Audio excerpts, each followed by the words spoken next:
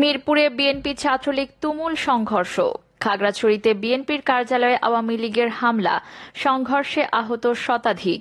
কিশোরগঞ্জে BNP police সংঘর্ষ, গুলিবিদ্ধ সহ আহত 100। হিরো আলমের উপর হামলার ঘটনায় আটক 7। হিরো আলমের উপর হামলার ঘটনায় উদ্বেগ জানালো জাতিসংঘ। এবার দেখুন বিস্তারিত। মিরপুরে বিএনপি ছাত্রলীগ তুমুল সংঘর্ষ। পদযাত্রা ও শান্তি সমাবেশ ঘিরে রাজধানীর মিরপুরে বিএনপি নেতাকর্মীদের সঙ্গে ছাত্রলীগের তুমুল সংঘর্ষ চলছে। মঙ্গলবার বেলা 11:30টার দিকে মিরপুর বাংলা কলেজ গেটের কাছে সংঘর্ষ হয়। খোঁজ নিয়ে জানা গেছে, বিএনপি নেতাকর্মীরা পদযাত্রার উদ্দেশ্যে বাংলা কলেজের সামনে সকাল থেকে জড়ো হচ্ছিলেন। তখন তাদের সঙ্গে মিরপুর বাংলা কলেজ ছাত্রলীগের নেতাকর্মীদের ধাওয়া পাল্টা ধাওয়া শুরু হয়। এক পর্যায়ে দুপক্ষই সংঘর্ষে জড়ায়। বিএনপির বিক্ষুব্ধ কিছু কর্মী তখন একটি মোটরসাইকেল ও একটি বাইসাইকেলে আগুন দেন। 12টার সময় দেখা গেছে, বাংলা কলেজ গেটে দুই পক্ষই অবস্থান করছে এবং তাদের মধ্যে ধাওয়া পাল্টা ধাওয়া চলছে। সংঘর্ষে দুপক্ষের বেশ কয়েকজন আহত হয়েছেন। অপরদিকে খাগড়াছড়িতে বিএনপির কার্যালয়ে আওয়ামী লীগের হামলা, সংঘর্ষে আহত শতাধিক। খাগড়াছড়িতে বিএনপি ও আওয়ামী লীগের নেতাকর্মীদের মধ্যে সংঘর্ষ হয়েছে। সংঘর্ষ নিয়ন্ত্রণে পুলিশ রাবার বুলেট ও কাঁদানে গ্যাস ছুড়েছে। সংঘর্ষে উভয় অন্তত শতাধিক নেতাকর্মী আহত হয়েছেন। এ সময় 8টি মোটরসাইকেলে অগ্নিসংযোগ করা হয়।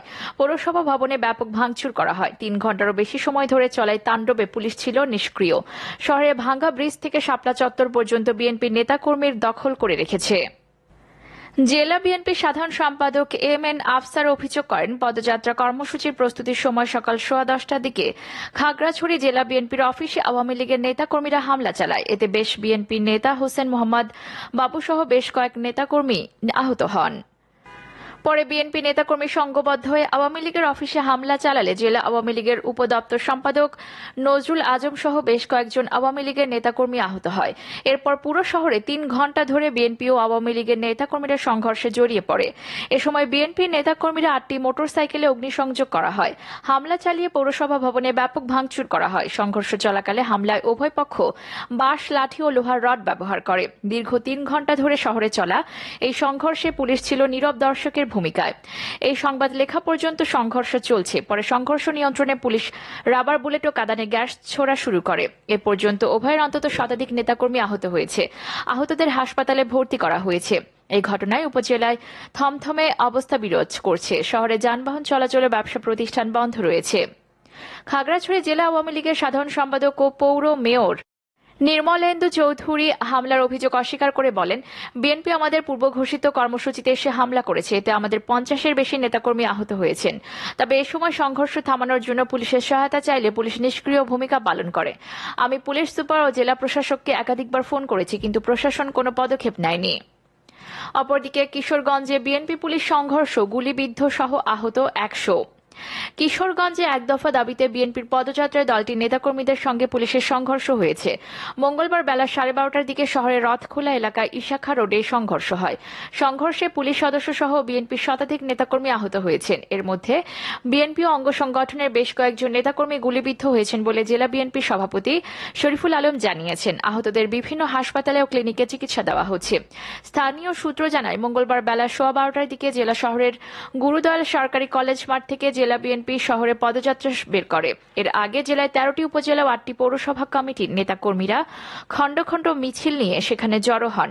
পরে পদযাত্রা শুরু হয়। এতে নেতৃত্ব দেন জেলা বিএনপির সভাপতি মোহাম্মদ শরীফুল আলম, সাধারণ সম্পাদক মাজহারুল ইসলাম, সিনিয়র সহসভাপতি লাইলা বেগম, সহসভাপতি Sheikh Mujibur Rahman Iqbal, Rezaul Karim Khan Chunnu, advocate Jalaluddin, senior যুগ্ম সাধারণ সম্পাদক খালেদ সাইফুল্লাহ সোহেল, সাংগঠনিক সম্পাদক নাজমুল আলম, জেলা যুবদল সভাপতি খসরুজ্জামান শরীফ সহ আরো অনেকে। পদযাত্রাটি শহরের রথখোলা এলাকা অতিক্রম করার সময় নূর মসজিদ এলাকায় পুলিশের বাধার মুখে পড়ে। এ সময় নেতাকর্মীদের একটি অংশ পুলিশের বাধা উপেক্ষা করে শহরের 18 বাড়ি কাচারির দিকে এগিয়ে গেলে পুলিশ অপর অংশে নেতাকর্মীদের উপর লাঠিচার্জ করে ছত্রভঙ্গ করার চেষ্টা করে। এতে দুপক্ষের মধ্যে সংঘর্ষ বেঁধে যায়। বিএনপি অঙ্গ সংগঠনের নেতাকর্মীরা পুলিশের দিকে ইট পাটকেল নিক্ষেপ করে। অপরদিকে হিরো আলমের ওপর হামলার ঘটনায় আটক 7। ঢাকা 17 উপনির্বাচনের দিন স্বতন্ত্র প্রার্থী আশরাফুল হোসেন ওরফে হিরো আলমের উপর হামলার ঘটনায় এখন পর্যন্ত সন্দেহভাজন 7 জনকে আটক করেছে পুলিশ। ঢাকা মহানগর গোয়েন্দা পুলিশ ডিবি প্রধান হারুনুর রশিদ এই তথ্য জানিয়েছেন। মঙ্গলবার এক ব্রিফিংয়ে তিনি বলেন, এই ঘটনায় জড়িত সন্দেহে 7 জনকে আটক করা হয়েছে। জড়িতদের অন্যদেরও আটকের চেষ্টা চলছে। এর আগে পুলিশের গুলশান বিভাগ সূত্রে জানা যায়, হিরো আলমের উপর হামলার ঘটনায় সোমবার রাত পর্যন্ত 2 জন ব্যক্তিকে আটক করা হয়। আটক 2 জন, একজনের নাম শেখ শহীদুল্লাহ বিপ্লব ও অপরজন সানোয়ার গাজী। পরে আরো 5 জনকে আটক করা হয়। সোমবার বেলা 3:15টার দিকে রাজধানীর বনানী এলাকায় Banani Vidyaniketan school and college vote কেন্দ্র পরিদর্শনে গেলে হিরো আলমের উপর হামলা চালায় নৌকার ব্যাচধারীরা। এ সময় হিরো আলমকে রাস্তায় ফেলে মারধর করা হয়। মারধরের হাত থেকে বাঁচতে হিরো আলমকে দৌড়ে পালিয়ে যেতে দেখা গেছে। এ ঘটনার ভিডিও ক্লিপ সামাজিক যোগাযোগ মাধ্যমে ছড়িয়ে পড়েছে। সেখানে দেখা যায় একদল লোক হিরো আলমকে ঘিরে ধরে ব্যাপক মারধর করছে। মারধরের পর তারা ভুয়া ভুয়া বলে তাকে ধাওয়া করেন। এই সময় তিনি দৌড়ে পালানোর চেষ্টা করেন। হামলাকারীরা এ সময় তাকে পেছন থেকে ধাওয়া দেন। হিরো আলম এক পর্যায়ে বনানীর 23 নম্বর সড়কে গিয়ে একটি রিকশায় ওঠেন। পরে গাড়িতে করে চলে যান। বর্তমানে রামপুরার বেটার লাইফ হাসপাতালে চিকিৎসা নিচ্ছেন হিরো আলম। অপরদিকে হিরো আলমের উপর হামলার ঘটনার উদ্বেগ জানালেন জাতিসংঘ। ঢাকা 17 আসনের উপনির্বাচনের দিন ভোট চলাকালে সংসদ সদস্য প্রার্থী আশরাফুল হোসেন ওরফে হিরো আলমের উপর হামলার ঘটনায় উদ্বেগ প্রকাশ করেছে জাতিসংঘ। জাতিসংঘের বাংলাদেশ কার্যালয়ের পক্ষ থেকে এই উদ্বেগ জানানো হয়। হিরো আলমের উপর হামলার ঘটনার উদ্বেগ জানিয়ে টুইট করেছেন বাংলাদেশ জাতিসংঘের আবাসিক সমন্বয়কারী গোয়েন লুইস। সংস্থাটির আবাসিক প্রতিনিধি গোয়েন লুইস তার টুইটে লিখেন, সহিংসতা ছাড়া নির্বাচনে অংশগ্রহণের জন্য প্রত্যেকের মৌলিক মানবাধিকার নিশ্চিত সুরক্ষিত করতে হবে। এদিকে সোমবার মার্কিন পররাষ্ট্র দপ্তরে প্রেস ব্রিফিংয়ে হিরো আলমের উপর হামলার বিষয়ে প্রশ্ন করা হয়।